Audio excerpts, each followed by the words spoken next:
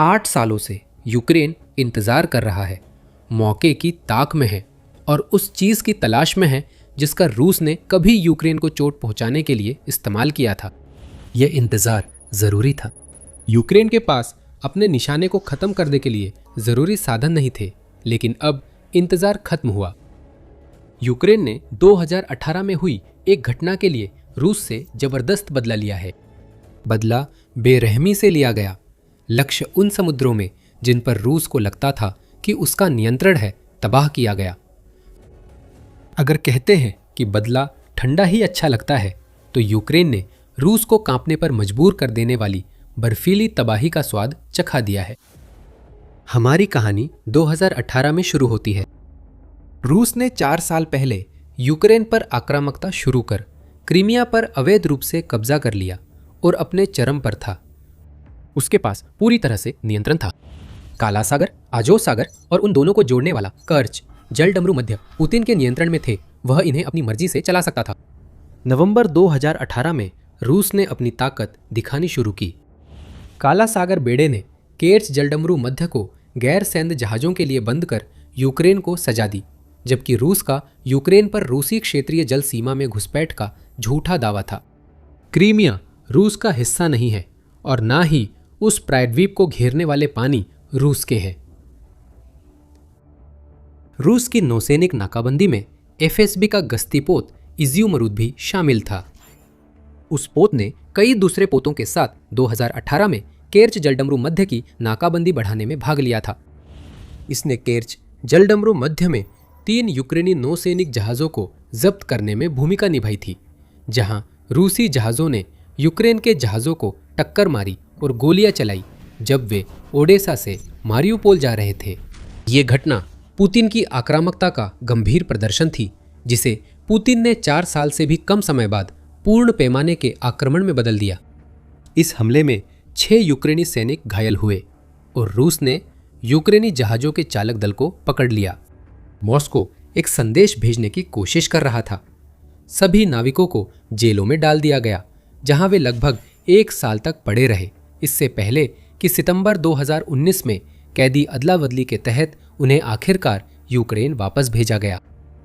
उस समय यूक्रेन रूस की कार्रवाइयों के खिलाफ कुछ भी नहीं कर सकता था। उसके पास कहने लायक कोई असली नौसेना नहीं थी और वे ड्रोन जो रूस के खिलाफ अपने क्षेत्र की रक्षा में यूक्रेन की पहचान बन गए हैं, उस समय यूक्रेनी सेना की सामूहिक सोच में भी मुश्किल से ही आए थे।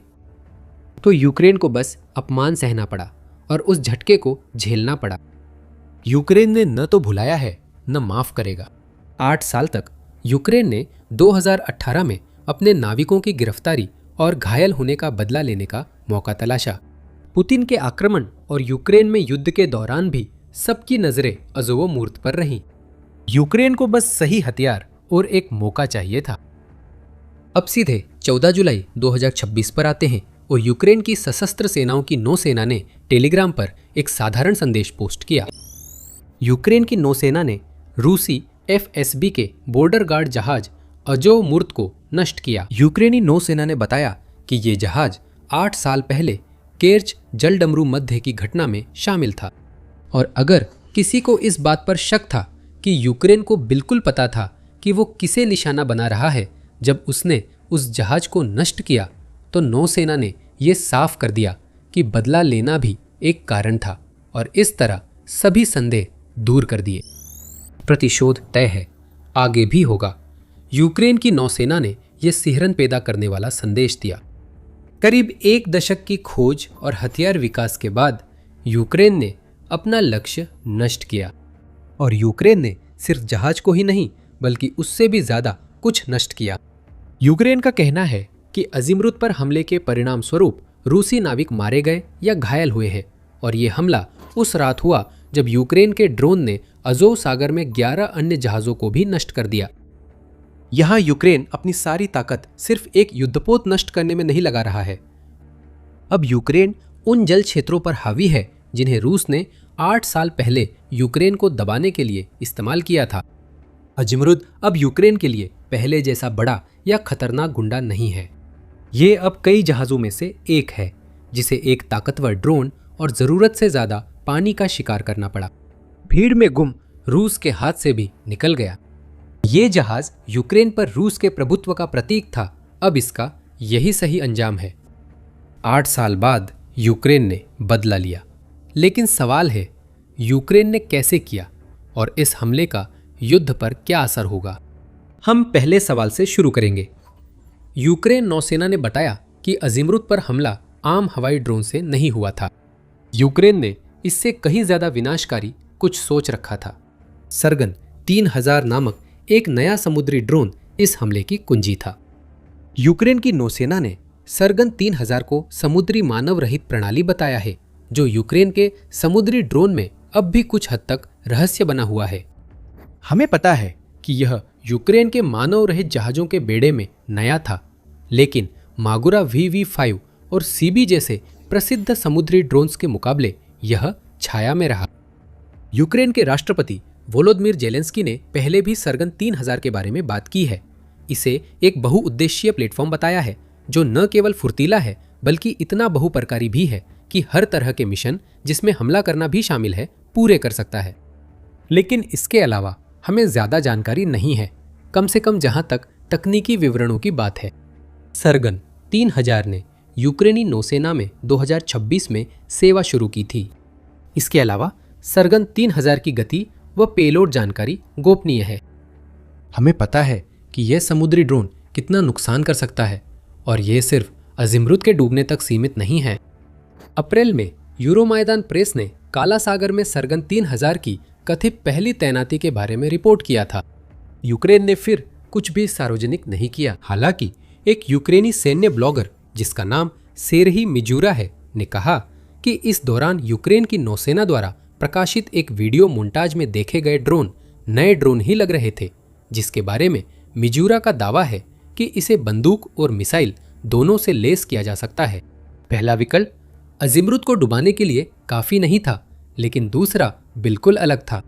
सरगन 3000 कितनी प्रभावी हो सकती है, इसके अन्य संकेत यूक्रेनी नौसेना के प्रवक्ता दिमित्रो पलेटेंचुक द्वारा दिए गए एक संकेत से मिले, जब यूक्रेन ने 2025 में पुर्तगाल के तट पर आयोजित रेपमस सैन्य अभ्यास में भाग लिया था। पलेटेंचुक ने कहा, यूक्रेन का नया समुद्री ड्रोन उस अभ्यास में शामिल था। यह उल्लेखनीय था क्योंकि रेपमस अभ्यास में यूक्रेन के ड्रोन ने नाटो के एक फ्रिगेट को युद्ध अभ्यास के दौरान डुबो दिया, जिससे यूक्रेन की गैर पारंपरिक नौसेना की प्रभावशीलता दिखी। नाटो के फ्रिगेट को निशाना बनाया गया और उस पर हमला किया गया, इससे पहले कि वह ड्रोन को आते हुए देख पाता। रिपोर्टों में कहा गया था कि यूक्रेनी मगारिया V60 ड्रोनों ने फ्रिगेट डुबोया, पर क्या उस हमले में सरगन 3000 भी था? यूक्रेन ने सिर्फ इतना कहा और समुद्री ड्रोन की जानकारी महीनों छुपाई। रहस्य अब भी बना हुआ है, लेकिन सरगन 3000 की तकनीकी विशेषताएं चाहे जो भी हों, अजीमरुत ने एक बात जरूर सीख ली है।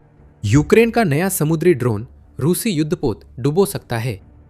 जहां तक अजीमरुत की बात है, हमारे पास जहाज के बारे में जो जानकारी है और उसके साथ क्या हुआ उसके बारे में जो पता है, वही हमारे पास है। 2014 में लॉन्च किया गया याजिक 2 काला सागर बेड़े के उन आधुनिक जहाजों में से एक था जिसे रूस ने युद्ध के दौरान अपनी जीत के लिए अहम माना था। यह निश्चित रूप से रूस के लिए क्रीमिया के चारों ओर के पानी पर नियंत्रण बनाए रखने में एक अहम भूमिका निभा रहा था, जैसा कि हमने 2018 की घटना में देखा था, आक्रमण से पहले। यह जहाज बहुत बड़ा नहीं है, इसकी लंबाई 62.5 मीटर है। याजिक 2 जहाज 750 मीट्रिक टन पानी विस्थापित कर सकता है और 27 नॉट्स की अधिकतम गति तक पहुंचता है।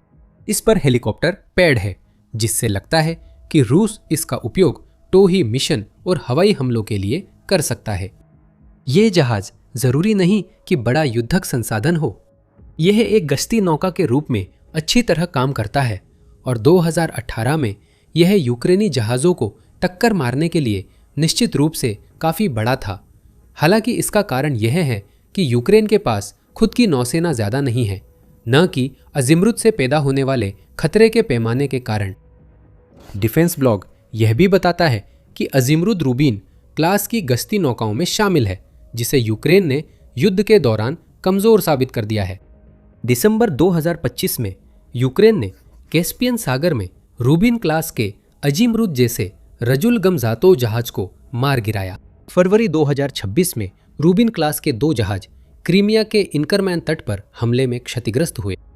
हम इन हमलों को अभ्यास मान सकते हैं, बदले का असली ठंडा वार बाद में होना था। अजीमरुद की क्षमताओं पर चर्चा करते समय हमें भूतकाल में बोलना चाहिए था। ये कहना गलत है कि वो रूबिन क्लास जहाज है। वह एक रूबिन क्लास जहाज था।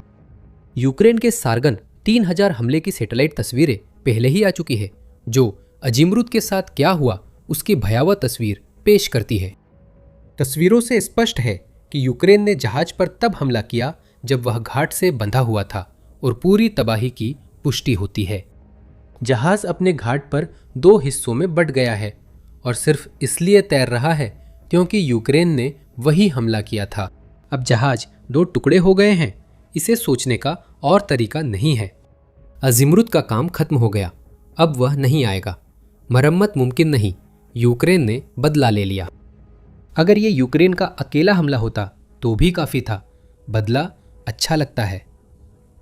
यूक्रेन की सेनाओं का मनोबल बढ़ेगा और रूस को उस जहाज के नुकसान से जूझना होगा जो कभी यूक्रेन पर उसके प्रभुत्व की क्षमता का प्रतीक था। अजीमरुद के लिए असलियत यह है कि उसका डूबना सिर्फ एक अभियान का हिस्सा है। यहाँ एक बड़ी तस्वीर है जो अजीमरुद को यूक्रेन का इकलौता लक्ष्य नहीं बल्कि सिर्फ एक फुटनोट बना देती है। मतलब समझाने से पहले याद दिला दे कि आप द मिलिट्री शो देख रहे हैं। अगर आपको हमारे चैनल से जानकारी मिल रही है तो सब्सक्राइब करें और नोटिफिकेशन बेल दबाएं ताकि आप हमारे आने वाले और वीडियो देख सकें। अब वापस अजीमरुद की ओर। इस जहाज के डूबने में जो हम असल में देख रहे हैं वह उस समस्या का लक्षण है जो रूस के साथ बहुत लंबे समय से रही है।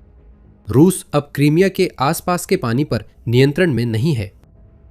काला सागर में रूस की परेशानियां लंबे समय से रिपोर्ट हो रही हैं और कम नहीं हो रही है। कभी खौफनाक माना जाने वाला काला सागर बेड़ा, जिसे उसी सागर को नियंत्रित करना था जिससे उसे अपना नाम मिला, अब लगभग नाम मात्र रह गया है। उस बेड़े का 1/3 हिस्सा नष्ट या क्षतिग्रस्त हो गया है। बाकी जहाज जितना पीछे जा सकते थे उतना पीछे हट गए हैं। लेकिन इससे बहुत मदद नहीं मिलती। अब यूक्रेन के हवाई और समुद्री ड्रोन की मारक दूरी इतनी हो गई है कि वे काला सागर बेड़े के जहाजों पर कभी भी हमला कर सकते हैं और रूस ये जानता है।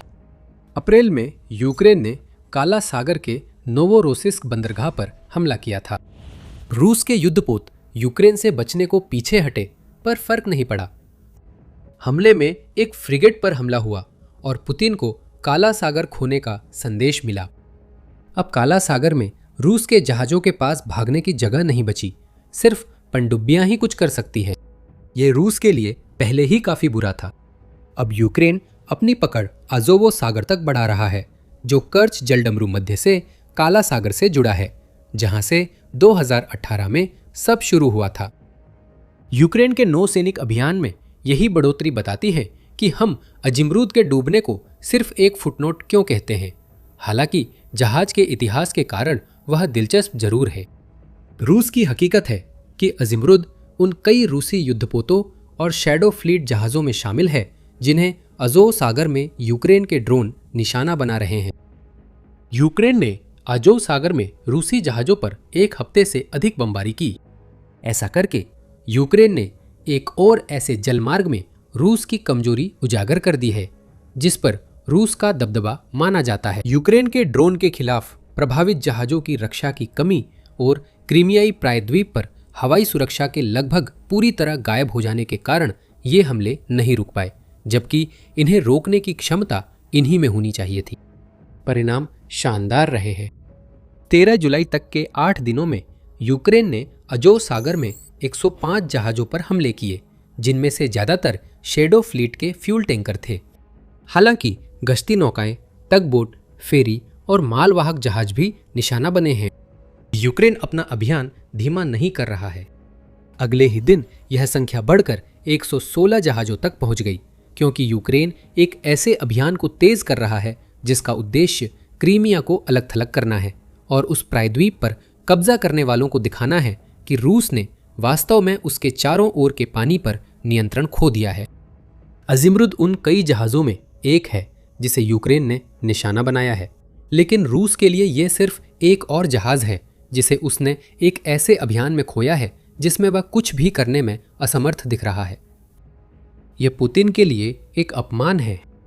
अपने पूरे शासनकाल के दौरान खुद को एक मजबूत नेता के रूप में पेश करने वाले, जो रूसियों को किसी भी चीज से बचा सकता है, पुतिन अब ऐसे व्यक्ति के रूप में उजागर हो गए हैं जो उस एकमात्र छोटे से क्षेत्र पर भी पकड़ नहीं बना सके जिसे रूस ने उनके विस्तारवादी शासन के तहत हासिल किया था। रूस यूक्रेन की किसी भी कार्रवाई का जवाब नहीं दे पा रहा। ब्लैक सी फ्लीट के युद्धपोत, जिन्हें इन सब पर रोक लगानी चाहिए थी, बस छुपे हुए हैं, क्योंकि उनके चालक दल को डर है कि कहीं अगला नंबर उनका ही ना आ जाए यूक्रेनी हमलों में। नतीजतन रूस की तरफ से अब तक जो एकमात्र प्रतिक्रिया आई है वो है शिपिंग ट्रैफिक को सीमित करना, ताकि यूक्रेन के हमलों की संख्या कम रखी जा सके। रूस ने डोनाजो नहर से शिपिंग निलंबित की, जो उसके नदी नेटवर्क को अजो और कैस्पियन सागर से जोड़ती है। अल जजीरा ने 14 जुलाई को रिपोर्ट किया कि रूस का कृषि मंत्रालय वैकल्पिक शिपिंग मार्ग सुरक्षित करने और यूक्रेन के हमले जारी रहने पर कार्गो दूसरी जगह भेजने पर विचार कर रहा है।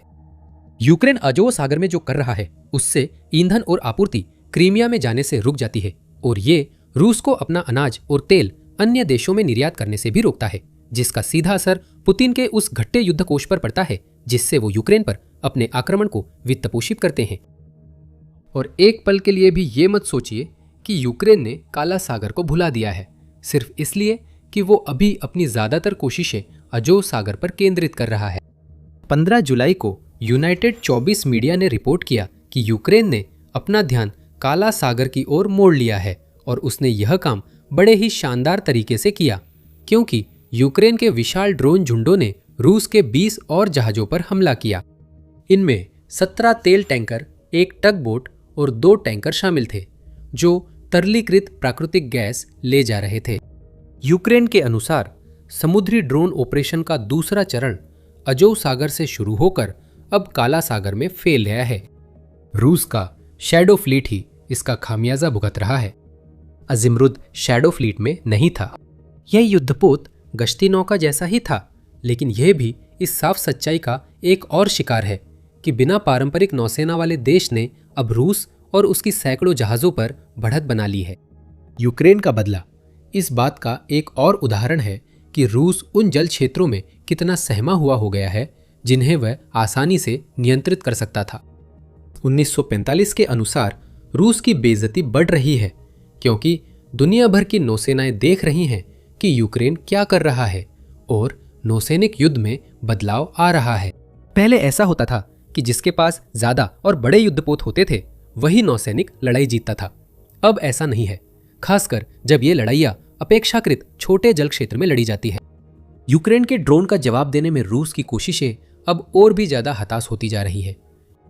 वे पनडुब्बियां जिनके बारे में हमने कहा था कि वे ही फिलहाल काला सागर में काम कर सकती हैं, यूक्रेन के हमलों से अछूती नहीं हैं।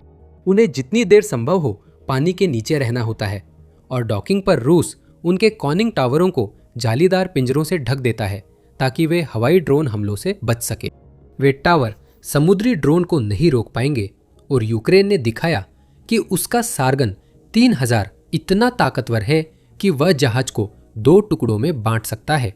रूस डरा हुआ है और उसे डरना चाहिए। यूक्रेन अब नहीं रुकेगा, क्योंकि उसने 8 साल बाद उस रूसी जहाज से बदला ले लिया है जिसने उसकी नौसेना को अपमानित किया था। अब हालात बदल गए हैं, और ठंडे दिमाग से लिया गया ये बदला रूस पर किए जा रहे ऐसे कई जवाबी वारों में से सिर्फ एक है। और इसी दौरान रूस की काला सागर और अजोव सागर से जुड़ी परेशानियां बढ़ती जा रही हैं, जैसे जैसे इन सब का दबाव क्रीमिया पर भी बढ़ता जा रहा है। आप क्रीमिया को भूले तो नहीं, है ना?